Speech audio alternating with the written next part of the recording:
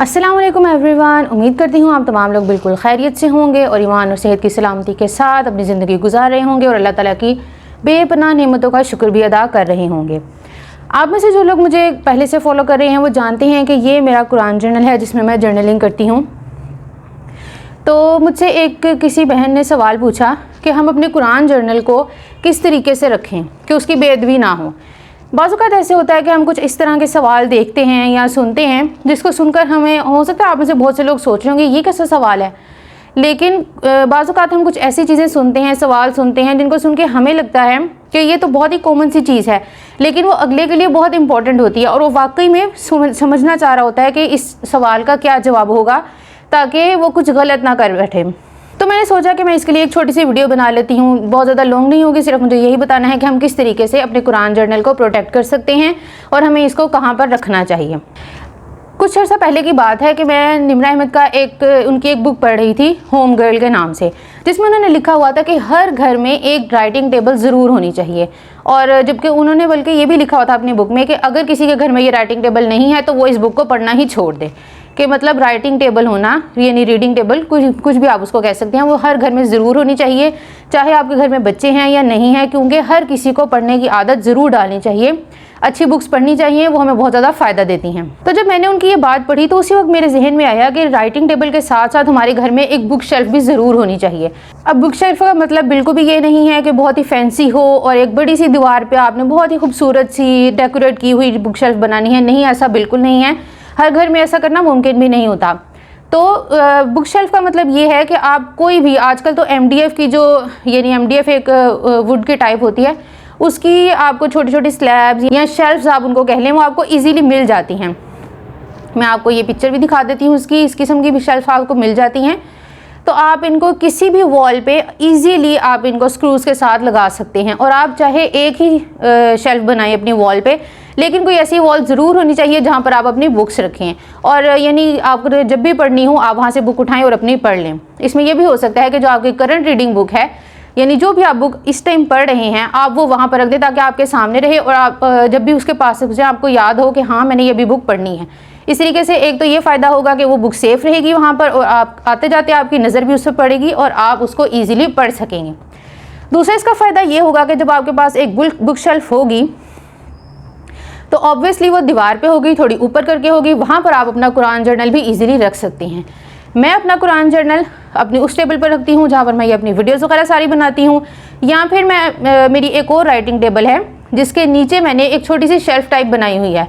मैं वहाँ पर जो है अपनी बुक्स रखती हूँ जो मुझे फ़ौरन पढ़नी होती है। जैसे मेरी जो प्लानर होता है वो भी मैं वहाँ रखती हूँ, क्योंकि मोस्टली मैं उस टेबल के ऊपर बैठकर काम करती हूँ कोई भी जो मैंने करना होता है। आपने मोस्टली मेरी जो पुरानी वीडियोज़ हैं उनमें आपने देखी होगी, वो ब्राउन कलर की मेरी छोटी सी टेबल है जिसके ऊपर मैं ये सारे अपने आम रूटीन के जो लिखने पढ़ने का काम होता है वो मैं वहाँ बैठ कर करती हूँ। मैंने कुरान पाक भी पढ़ना हो तो मैं वहाँ रख कर पढ़ती हूँ। उसी टेबल के नीचे, वो काफ़ी थोड़ी ऊंची टेबल है, उसके नीचे मैंने एक छोटी सी शेल्फ टाइप बनाई हुई है जिसके ऊपर मैंने एक बॉक्स रखा हुआ है। आम कोई भी बॉक्स आप रख सकते हैं। ये जो हमारे पार्सल वगैरह आते हैं उनका एक बॉक्स था जिसको मैंने थोड़ा सा डेकोरेट करके वहाँ रखा हुआ है और उसके अंदर मैं अपनी रोज़मर्रा की जो बुक मैं पढ़ रही होती हूँ, करंट रीडिंग वो बुक होती है, उसमें मैं मोस्टली मेरा कुरान जर्नल अगर मेरी टेबल पर नहीं पड़ा हुआ तो वो वहाँ पर होता है। उसके अलावा मेरी टू डू लिस्ट की जो प्लानर है वो मेरा वहाँ पर होता है। इस किस्म की छोटी मोटी चीज़ें जो मैंने आइडियाज़ लिखने होते हैं अपनी कोई भी वीडियो बनाने के लिए या कोई पोस्ट करने के लिए, तो वो भी मेरी जो नोटबुक है वो मेरी वहीं पर होती है। ये तो दो आइडियाज़ हो गए, यानी आप शेल्फ पे रख सकते हैं और इस तरह से कोई टेबल के नीचे जगह बना सकते हैं, यानी बिल्कुल वो पैरों में ना हो, थोड़ी ऊंची हो लेकिन टेबल के नीचे हो ताकि आप इजीली वहाँ से चीज़ें पकड़ भी सकें और वो टेबल के ऊपर स्पेस जो है वो भी आपके लिए बची रहे। ये आपके दो तरीके हो गए। तीसरा ये है कि जिस जगह पर आप अपना कुरान पाक रखते हैं, आप कुरान पाक के ऊपर अपना जर्नल नहीं रखेंगे, लेकिन कुरान पाक के साथ आप इसको रख सकते हैं। एक साइड पे आप यूं करके शेल्फ पे खड़ा कर दें या कुरान पाक के नीचे रख दें। एक और बात इसमें यह भी है कि जो कुरान जर्नल है, अगर आप इसके अंदर अरबी में आयत लिख रहे हैं तो आपको इसकी रिस्पेक्ट करने की ज़्यादा ज़रूरत है।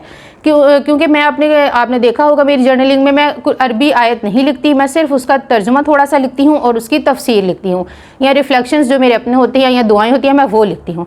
अगर आप इस तरीके से लिख रहे हैं तो आप इसको कहीं भी रख सकते हैं अपनी बुक्स के साथ, यानी आपने ज़मीन पर इसको नहीं रखना, बेद भी नहीं करनी।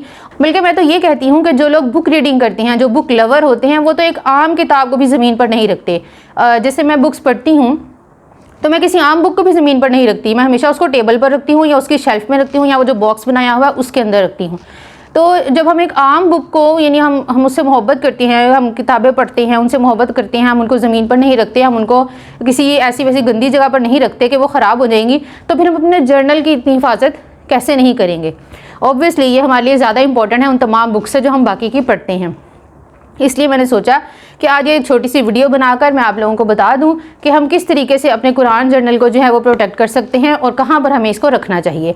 आप में से बहुत से लोगों के लिए ये बहुत ही कॉमन सी चीज़ होगी, लेकिन कुछ ऐसे भी होंगे जिनके लिए ये जानना बहुत ज़्यादा ज़रूरी होगा, ताकि वो उनको जहन में ये होता है कि कहीं हम कोई गुनाह ना कर दें इसको इधर उधर रखें। तो अगर आप इसको आम बुक्स के साथ भी रख रहे हैं तो इसमें कोई गलत बात नहीं है, क्योंकि ये कुरान नहीं है, या आप उसका जर्नल बनाकर अपनी रिफ्लेक्शंस इसमें लिख रहे हैं, अपने हिसाब से इसमें लिख रहे हैं, तो ये कुरान नहीं है। इसलिए आप आम बुक्स के साथ भी इसको इजीली रख सकती हैं, लेकिन ज़्यादा बेहतर ये है कि आप जो है अपनी राइटिंग टेबल पे उसके ऊपर ही रखें, और ख़ास तौर पे अगर आप इसके अंदर अरबी की आयत लिख रहे हैं।